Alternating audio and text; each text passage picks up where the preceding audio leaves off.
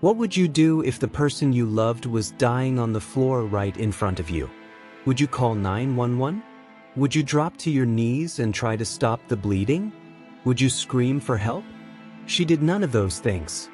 She picked up her phone. And she called her mother. Not paramedics.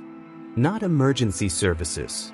Not the front desk of the luxury Miami high-rise they called home. Her mother. While a 27-year-old man lay on the floor of their apartment with a knife wound 8 centimeters deep in his chest, bleeding from a punctured artery that the best trauma surgeons in Miami would not be able to repair in time, her first call was to her mother. Her second call was to building security.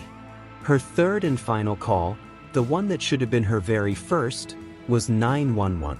By the time paramedics arrived, it was already a race that no one was going to win. And here is the thing that every major outlet reported, but almost no one went deep enough to truly examine. This was not the first time she had hurt him. It was just the last. You just stumbled into one of the deepest dives on this case that exists anywhere on the internet right now. This is darkness of beneath crimes. We do not skim surfaces here. We go all the way to the bottom. Subscribe right now and hit that notification bell, because if you leave this channel today without subscribing, this algorithm will not bring you back. Stay with me. This story is only getting started. His name was Christian Tobechukwu Obumseli. Say the full name. He deserves that much. His family called him Toby. He was 27 years old. He was originally from Texas. He was described by every single person who truly knew him as kind-hearted, deeply compassionate, and softly generous in a way that was rare. His mother said he was the kind of man who, on a simple trip to a store, would stop everything and make sure a homeless stranger had more than just a few dollars. Not because someone asked him to, because that was who he was. His grandmother had a name for him. She called him her precious. His older brother Jeffrey worshipped him. His cousins were raised as siblings alongside him. He had a circle of friends who loved him deeply. He had a future ahead of him that his family had every reason to believe in. Then he met Courtney Clenney, and everything changed. Courtney Clenney was known online by a different name. She went by Courtney Tailor. She was a social media influencer and Onlyfans model with a following that ran into the millions. In 2020 alone, she earned $966,692 from her OnlyFans accounts. In 2021, that number climbed to over $1.8 million. She was building a brand. She was projecting a life that looked like everything people scroll past and envy. Glamorous, confident, untouchable. The life she was actually living behind the lens was something else entirely. Courtney and Christian began dating in late 2020. It was not a quiet relationship from the beginning. By January 2022, they had relocated to Miami together, moving into a luxury condominium at the One Paraíso residence in the Edgewater neighborhood. High-rise views, premium address, the kind of backdrop that photographs beautifully. But inside those walls, something was unraveling at a terrifying speed. Within just 3 months of moving in, the building's management company had already begun the formal process of evicting them. Not for noise complaints from a party. Not for unpaid rent. Because residents were alarmed. Security staff were filing reports. Police were being called to that address repeatedly. In those 3 months alone, the volume of incidents against that couple was enough for management to decide they needed to go. Court documents would later describe the relationship between Courtney Clenney and Christian Obumseli as extremely tempestuous and combative, with both parties involved in numerous domestic violence incidents. That is the legal language. Strip away the legal language and what you have is this: a pattern of violence that was escalating, accelerating, and heading somewhere that at least one person in that apartment clearly saw coming. Because Christian Obumseli wrote it down. At some point before April 3, 2022, Christian Obumseli put something in writing. He wrote that his love for Courtney would eventually get him killed. Read that again. He wrote that his love for Courtney would eventually get him killed. He was not writing fiction. He was not being dramatic. He documented the fear. He named it. He acknowledged that the relationship he was in was dangerous enough to end his life, and still he stayed. This is what people who have never been in a destructive relationship do not understand. You do not stay because you are weak. You stay because love is not logical. You stay because the moments between the violence feel like the truest version of the person you fell for. You stay because leaving feels more terrifying than remaining. And sometimes, tragically, you stay until there is nothing left to stay for. And Christian Obumseli was not a passive bystander in a calm relationship that suddenly turned violent one April afternoon. Evidence that emerged from this case revealed that prior to April 3, 2022, he had been cut in the face by Courtney Clenney. He had been stabbed in the leg by Courtney Clenney. Footage captured from a trip the couple took to Aspen, Colorado in February 2022, just 2 months before his death, showed Clenney screaming at Christian, striking him. A mutual friend who was present on that trip told reporters that despite being physically larger and stronger than Clenney, Christian never once raised a hand against her. Not once.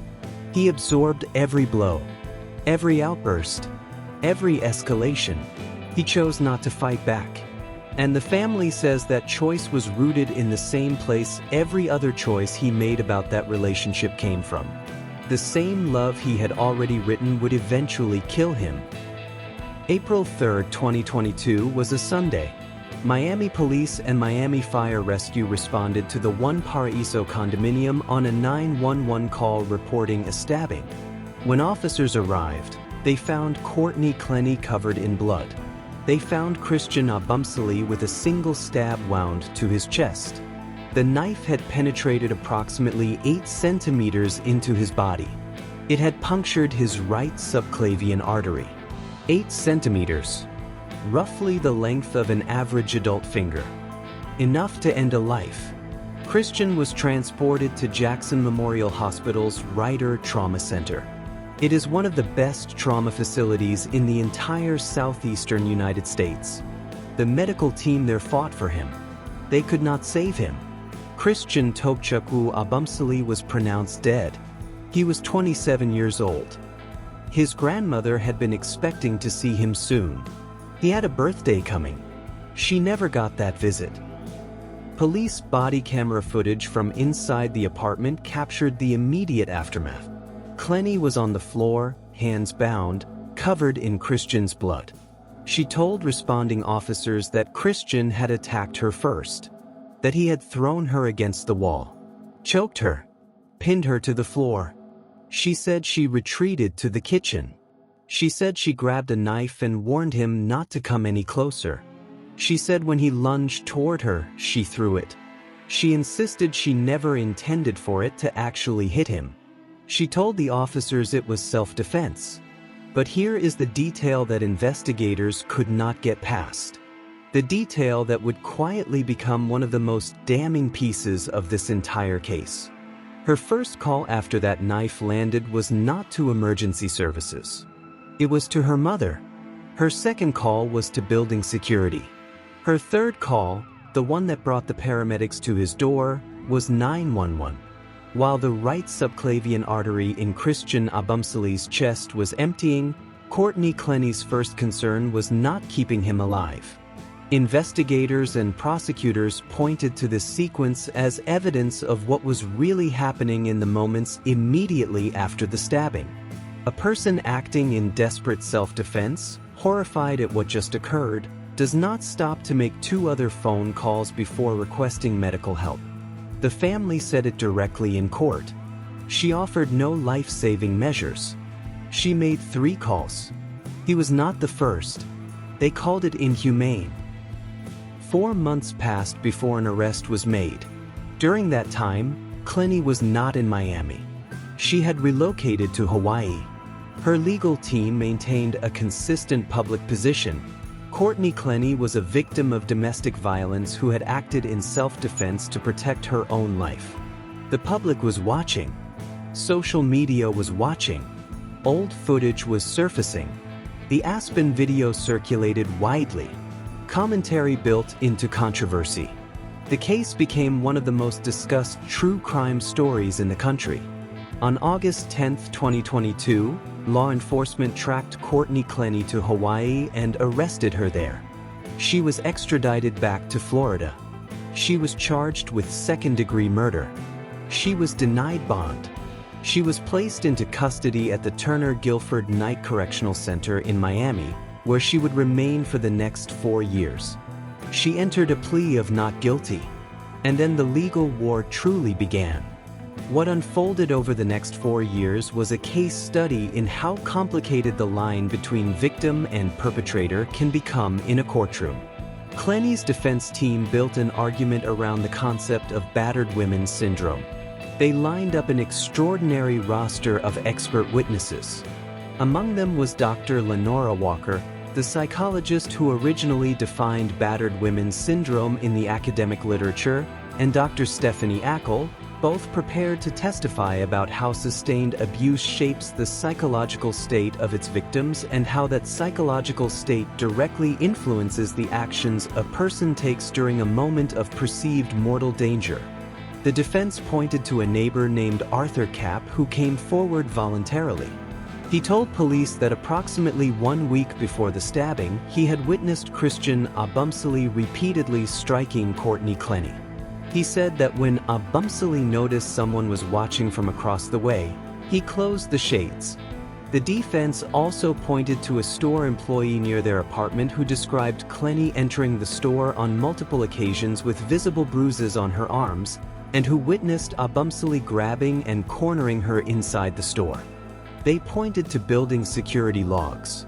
They pointed to police response records from the weeks prior to April 3rd, including one incident just days before the stabbing where officers found Clenney frightened and requesting a restraining order against Christian Obumseli. They pointed to medical records documenting repeated injuries across the span of the relationship. This was the defense's case. And it was not nothing. These were real witnesses, real records, real documentation. But here is what the prosecution had been building on their side. The elevator footage, the Aspen footage, the sequence of calls on April 3rd, the evidence that Clenney herself had cut Christian Obumseli in the face before that day, had stabbed him in the leg before that day, the testimony of the mutual friend who said Christian never fought back, and the written words of Christian Obumseli himself, documenting his own fear, predicting his own fate. The question for a jury was never going to be simple, and that uncertainty on both sides is ultimately what drove this case toward a resolution that the courtroom expected never to see. The trial that was scheduled to happen never happened. Instead, on August 10, 2026, exactly 4 years to the day of her arrest in Hawaii, Courtney Clenney walked into a Miami courtroom wearing an orange jail uniform, and she changed her answer. For 4 years, the answer had been not guilty. On August 10, 2026, the answer was guilty. Not guilty of second-degree murder, which had carried a potential sentence well in excess of 20 years. The charge was amended to manslaughter with a deadly weapon, a first-degree felony in the state of Florida. Sentencing guidelines placed her time at 124.5 months in state prison. The maximum exposure was 30 years. She was sentenced to 6 years, with credit for 4 years already served, meaning Courtney Clenney, the woman who spent 4 years telling the world she was the victim, could be walking free in approximately 18 to 20 months from the date of that hearing. She also formally admitted, in open court, in a signed written document, in front of Christian Obumseli's family, that she was the cause of the stab wound he received. She admitted criminal responsibility for his death. She waived her right to trial. She waived her right to appeal. She waived her right to remain silent. After 4 years of self-defense, After 4 years of building a legal narrative around victimhood, after 4 years of not saying it, she finally said it. I did this. We are right at the center of this story, and I need to stop here for just one moment. If you have been watching this and you cannot look away, that is exactly the audience this channel was built for. Darkness of beneath crimes exists for the people who need to understand not just what happened, but everything underneath what happened. The layers, the details, the truth that gets buried. Subscribe right now. Like this video. You being here matters to this channel more than you know. Now let's finish this. But the sentence came with conditions that told a story no defense press conference was able to spin away. Courtney Clenney, as part of her probation terms, is required to complete a mental health evaluation and treatment within a mandated time frame. She is required to complete a substance abuse evaluation and treatment within a mandated time frame. And she is required to complete a batterer's intervention program. A batterer's intervention program. Not a support group for survivors of abuse. Not therapy for victims of domestic violence. A batterer's intervention program. The kind designed specifically for people who have committed acts of violence against others in domestic relationships. The state of Florida embedded that requirement into the terms of her release. The system itself drew the line that her own legal team spent 4 years trying to erase. There was one more condition that the prosecution felt compelled to address in open court. Under Florida Statute 944.512, a provision modeled after what is widely known as the Son of Sam law, a person convicted of killing another person should not be permitted to financially profit from that crime. Prosecutors made it explicitly clear that they would support any effort by the Florida Attorney General's office to enforce that statute against Clenney, because they believed she already had plans for what came after the sentence. Her defense attorney immediately reserved the right to challenge that statute. He called it unconstitutional. He made clear it would be contested if enforced. The fight, in other words, is not entirely finished. And here is the detail that no one in that courtroom has stopped thinking about since August 10, 2026. Courtney Clenney sat through the sentencing hearing calm and composed, according to eyewitnesses in the courtroom. Reporters described her expression as controlled, measured, until one specific moment. She broke down when Christian Obumseli's family read their statement. After 4 years of the opposite posture, of painting herself as the one who suffered, of building a legal and public relations campaign around her own pain, the tears came when she had to sit still and listen to the people who lost someone irreplaceable describe the specific and permanent shape of that loss. And those tears, whatever they meant, came too late to mean anything to the family seated across from her. Christian Obumseli's mother sent a statement to that courtroom that I am going to tell you about with the weight it deserves. She was at work on April 4, 2022 when her phone rang. The caller was from Miami. The question they asked was whether she would consent to donate her son's eyes. She had spoken to Christian the day before. She had no knowledge that he had been killed. She did not even know he was gone. She found out her son was dead through a phone call asking for his organs. She said that was the darkest day of her life. She said the darkness continued to unfold as she learned Christian had been killed by the girlfriend he had trusted and loved. She said there was a joy in her life and in her family's life before Christian died that has never completely returned. Not in 4 years. Not partially. Not at all. She talked about his brother Jeffrey, about the cousins raised as siblings, about his grandmother, about the empty chair at every holiday table, about the birthdays that do not happen anymore, about the conversations that will never take place, about the person he would have continued to become. She said those losses did not end when the courtroom closed its final chapter. She said they carry it every single day. She said no sentence, no plea, no legal agreement can bring her son back to her. And then she said something that is important for this audience to hear in full. She asked in her statement that Christian not be remembered only for how he died.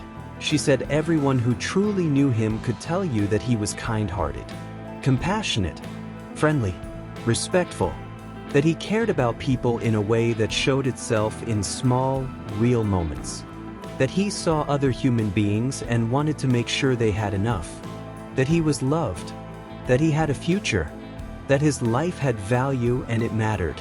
She was right. The Obumseli family's collective statement went further into the specific details that the legal proceedings sometimes made abstract. Christian had been cut in the face by Courtney before April 3rd. He had been stabbed in the leg by Courtney before April 3rd. He had written, in his own words, that his love for her would eventually get him killed. He predicted his own death. He documented it. And still he stayed. The family said that on the day he died, while he lay on the floor of their apartment with a punctured artery emptying into his chest, Courtney Clenney did not attempt a single life-saving measure. There was no pressure applied to the wound. There was no attempt to keep him conscious. There was no desperate act of a person trying to save the life of someone they loved. There were 3 phone calls. In the wrong order. With the wrong priorities. The family stood in that courtroom and stated directly that was inhumane. And they said the one thing that no judge, no sentence, no plea agreement, and no probation condition was able to deliver to them in 4 years of waiting. They never received an apology. Not once. Not privately. Not publicly. Not in 4 years of legal proceedings. Not on the day she entered a guilty plea. Not on the day she sat across from a mother who found out her son was dead through a request for his organs. Not once. After the hearing, Courtney Clenney's defense team held a press conference and restated their position. Her attorney said the evidence they had prepared for trial was overwhelming in her favor. He said the 6-year sentence, below the 10 to 12-year manslaughter guideline and well below the 20-plus year second-degree murder guideline, was a direct reflection of how strong that evidence was.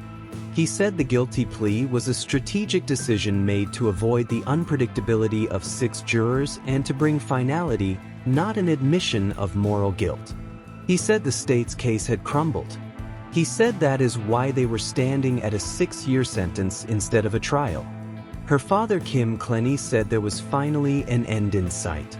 He said he was looking forward to hugging his daughter face to face. He said she has a future to rebuild. He said she deserves to rebuild it. That is the divide that no courtroom will ever close. For the Clenney family, there is an end in sight. There are hugs waiting on the other side of 18 months. There is a future being planned. For the Obumseli family, April 3, 2022 does not end. There is no closing chapter. There is only an empty place that their family statement described with words that no one in that courtroom will ever forget. They had been forced into a membership that no family should ever want. The membership of mothers of murdered children. So here is where we land. Courtney Clenney is guilty. She said so herself. She signed it. She admitted it in open court. She admitted she was the cause of the stab wound that killed Christian Obumseli. She admitted criminal responsibility. She said it directly to a judge who made it permanent record. She will serve approximately 18 to 20 more months. Then she walks free. Then 5 years of probation under conditions that include a program designed for people who commit domestic violence. Then, if her defense attorney is successful, possibly a public platform and a financial future built on the story of this case. That last battle is still ahead. Christian Obumseli does not get 18 to 20 more months. He does not get a future to rebuild. He does not get the hugs his family is waiting for. He does not get the birthday that was coming when the knife found him. He gets a headstone that he gets a grandmother who calls him her precious and cannot stop. He gets a mother who donated his eyes before she even knew to grieve. He wrote that his love would get him killed. He was right. And the question that this case leaves open, the question that a 6-year plea deal does not answer, the question that will follow this story long after Courtney Clenney walks out of a Florida state prison, is the same question Christian Obumseli could not answer when it might have saved his life. Was she a cold and calculating predator who used the language of victimhood as a weapon? Was she a genuinely traumatized woman whose documented history of being abused shaped a single catastrophic moment? Or is the truth something far more complicated and far more disturbing than either of those two options? That question is not settled. And I need you to go to the comments right now and tell me exactly where you stand. Because this case does not end in a courtroom. It ends in a conversation. And that conversation starts right here. If you made it to this point in this video, you already know that Darkness of Beneath Crimes is not like other channels. We do not report the surface. We excavate. Every case on this channel gets the depth it deserves because every victim deserves someone who refuses to simply move on to the next story. Christian Obumseli deserves to be remembered for more than a headline. That is why we are here. Subscribe to Darkness of Beneath Crimes right now if you have not already. Hit the like button. Drop your verdict in the comments below. Tell me, was she a predator, a victim, or something the justice system does not have a label for? Every single comment gets read. Every single one. We will see you in the next case. Go deeper.